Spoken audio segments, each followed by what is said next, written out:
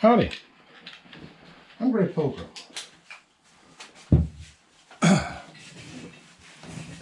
And I decided I'm going to clean this up. This is an Odysee.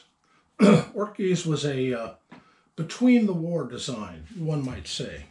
Matter of fact, it was still being made even though the Versailles Commission had decided that the Germans were no longer allowed to make this. They said, yeah, we've stopped. Just keep making them. And that's what they did, just to keep people employed. Because, I mean, these were, it's a good quality 32 that was used, well, throughout World War II.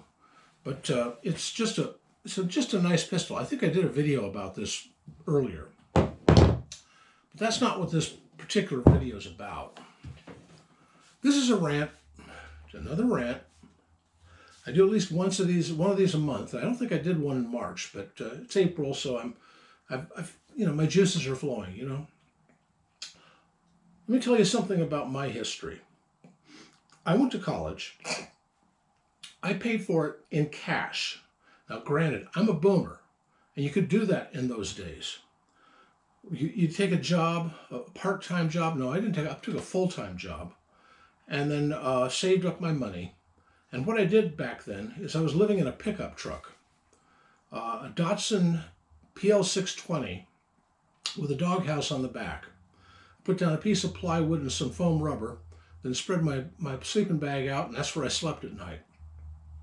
I knew where every public toilet was in town and where the trucker showers were, and of course the laundromats. And I just took care of things that way. And I didn't spend money on rent. I would park in wherever you were allowed to park. Back then, you could park in Walmart parking lots a lot. A lot of RVs did, the back portion of the parking lot, just to not bother the store, but they allowed them to just park there. And I'd park with the RVs. Or I'd park in a friend's driveway if he allowed it, or other places. I learned how to eat really cheap food and do things that were probably not the best for my health, but winters got to be a little bit chilly back there. I had some heating solutions that probably would be frowned on by the EPA, if not by Underwriter's Lab, but I survived. But anyway, it basically took me twice as long to do it. Well, a little later in life, I met a gal, and we got married. And she'd taken out student loans. Back then, you could take out student loans. She did. And okay, well, I married her. That was part of the deal, was help her pay it off. So we got an apartment. It was a dive. It was. I would go into great detail about all of the things wrong with that place, but it was so cheap. And we put every dime we could to get rid of that. She also had a mortgage on a condo she'd bought. And we paid off every debt she had. I didn't have any at that point because, heck, I didn't even have a credit rating because I never borrowed anything. I always paid cash on the barrelhead for everything. Still do when I can. Anyway, point of this is she went to school and I went to school and we paid for it. We paid every dime of what we owed back. I paid more than that, helped her pay off hers, which that counts. And now, here's where the rant comes in. Biden just gave away student loan payments again, even though the Supreme Court told him he can't, even though the Treasury Department told him he can't, even though the economy says this is stupid because the only people who are going to pay for it are the taxpayers, people like me, people like you.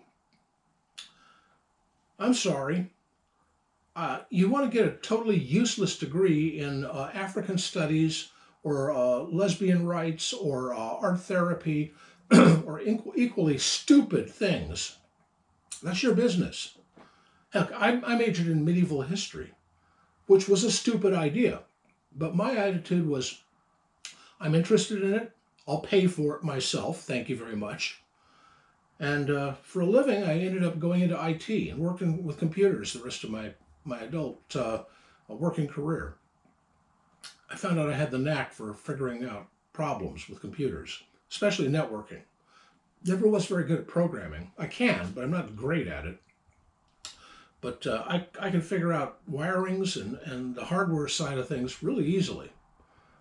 Anyway, my point is that you want to go and waste your money, waste my money on some kind of, excuse my French, bullshit degree. No, you just don't do that. That's just my thoughts on it. And I don't think that most people think that that's a great idea. I mean, those kids, yeah, they were 18 and oh yeah, sign here. I don't know. What am I going to be doing in 10 or 20 years? Well, what you're going to be doing is living up to the responsibility you signed up for. That's my attitude. You know, I would never have signed those papers. I would never take out that loan. I lived in a truck. I lived in a damn truck so that I wouldn't have to take out those loans. You could have done that. You know, I looked at what the costs are there today as versus then. Yes, it cost a hell of a lot less then. Yes, you got paid a hell of a lot less then. I remember I was working as a grease jockey in a gas station at one point for $1.64 an hour. $1.64 an hour. And I saved up money to pay tuition out of that. Tuition wasn't much, but it was in terms of the actual buying power of the dollar of the time.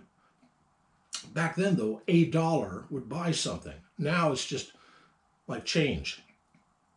It amazes me at how much they have inflated the hell out of our currency, destroyed our economy, destroyed everybody's life savings. It's just not right. It's just not right. And then on top of that, you want to insult all of us by asking us to pay off these stupid student loans. I'm sorry, no. If you're going to have the feds pay for the student loans for these kids, can I not pay taxes? Because I don't agree with it at all. You know, but you'll have your bully boys from the IRS down here saying, give us our money. It's insane. It's just insane. Oh, by the way, on another subject, I was watching CN Arsenal the other day, and May was wearing a Ballastol hat, and I thought, oh, that's cool. And Othniel mentioned that they were selling them, and if you just go buy some, I mean, that is a sponsor of CN Arsenal. So I went and wrote on their website and said, hey, yeah, give me a couple of bottles of Ballastol, and oh, by the way, send me a cap. So I got a Ballastol cap. I use Ballastol. I think it's the best cleaner out there. And for black powder, moose milk is just a dream.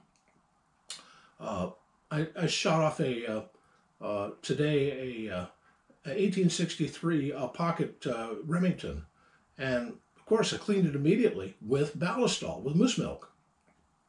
Got all the yuckies out of it, and it's just good stuff. It's the best. I mean, I have used hoppies, I've used odors, I've used, I don't know, all the various makes. Ballastol's the best. I'm sorry, but it really is. And anyway, just thought I'd mention that. Well, that's my rant for the day. I'm not going to pay off your student loans. I'm sorry. You hit me up all my life, and